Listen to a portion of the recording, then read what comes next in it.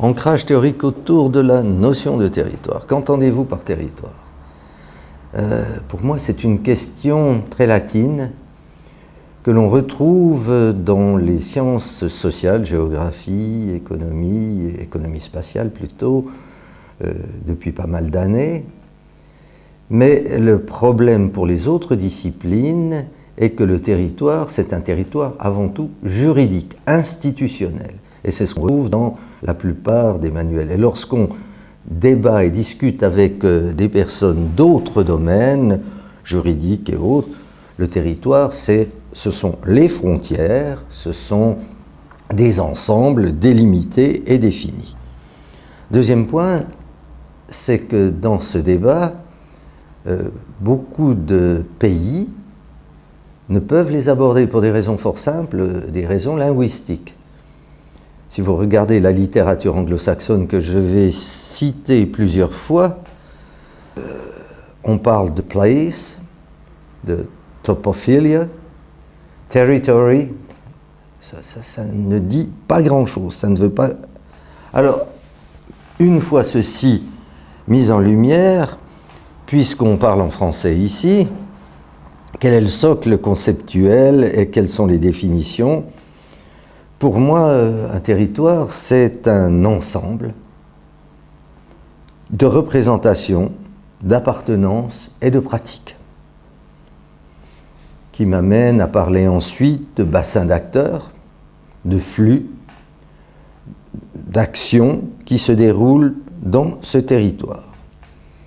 Alors, qui nourrit cette réflexion? Moi, c'est à la fois les représentations, puisque pour moi, un territoire, c'est un ensemble dans lequel les personnes partagent des représentations et des actions. Souvent, moi, j'utilise d'ailleurs le mot bassin. On va le voir plutôt bassin de santé, bassin d'emploi, etc. Les principaux auteurs qui me permettent de vous dire cela, quand j'étais étudiant, j'étais nourri par les livres d'Eales, E-Y-L-E-S, qui parle, lui, de Sense of Place, tout comme Ted Ralph, R-E-L-P-H, qui écrit un livre qui s'appelle The Sense of Place, qui est, à mon avis, le livre qui va le plus s'approcher de cette notion de territoire. Il y a aussi le livre de Thomas Saarinen, qui est, comme son nom l'indique, un Américain qui vit à Tucson et qui a écrit un livre au MIT sur justement les lieux à échelle extrêmement différente, prenant de la petite échelle à la grande échelle pour voir comment chaque fois on arrive à définir, délimiter et à aménager. C'est ce qui est important chez Saarinen, c'est le côté application que vous avez dans votre questionnaire.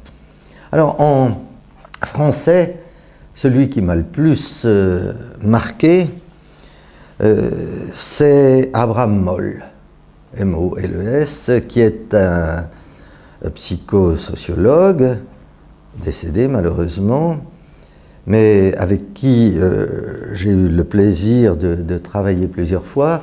Abraham Moll a travaillé sur justement les territoires, les coquilles de l'homme. Lui, il parle de coquilles de l'homme du proche au lointain.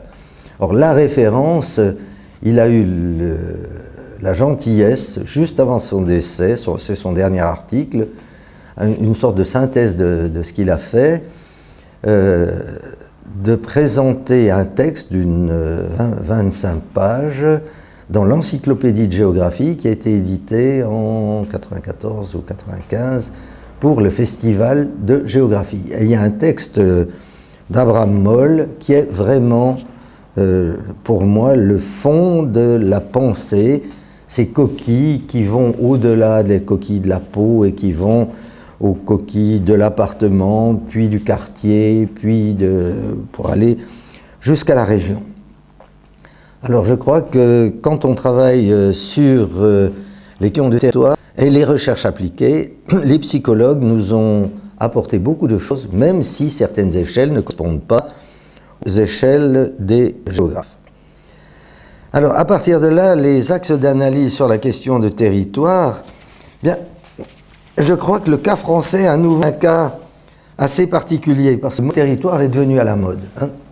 J'ai repris ça pour l'INRA ou la DIAT, où on parle d'attractivité des territoires, on parle de convergence territoriale, d'offres territoriales, de projet territorial. Or, c'est un métagage que l'on ne retrouve, je crois, qu'en France, avec toute cette idée de projet stratégique par le bas. Et quand on voit la DIAC, c'est le projet territorial qui s'organise autour des clusters. Alors, les clusters, qui est encore une autre notion. Moi, je suis plus prudent avec cela parce que c'est le territoire dans un contexte de libéralisme ambiant, où on met les territoires les uns contre les autres. Or, tous n'ont pas les mêmes chances vers l'avenir. Et voir le territoire en termes de projet territorial, c'est quelque chose qui, à mon avis, est relativement risqué, puisque les stratégies territoriales peuvent marcher dans quelques lieux, mais ne marchent pas partout, et on le voit bien en Auvergne où on est pour le moment. Pour ma part, moi je préfère parler de bassin en termes de géographie médicale ou de médicométrie, bassin de santé. Ben oui, ça nous permet, puisque vous avez une question sur les pratiques appliquées, ben oui, j'utilise la notion de bassin pour l'implantation des hôpitaux de proximité, puis ensuite pour la mise en place des hôpitaux régionaux, en-delà des territoires juridiques, que ce soit le département ici ou le canton ou la région, et puis ensuite, au niveau 3, les grands centres médicaux, on dirait les centres universitaires en France. Donc, territoire imbriqué ou bassin imbriqué, je rappelle quand même le gros travail qui avait été fait sur les bassins d'emploi en France. Il y a des cartes merveilleuses sur ces bassins d'emploi qui sont quand même la carte actuelle, je dirais, la plus vivante des véritables, pour utiliser le terme, territorialité qui existe maintenant. Alors vous le voyez, ces réflexions sur les bassins, les territoires, marquent la pratique, mais je rappellerai que le débat, vous n'arriverez pas à le clore, je crois, parce qu'au début de l'espace géographique, vous êtes-vous posé la question de l'espace géographique, cette revue, pourquoi ça ne s'appelle pas le territoire?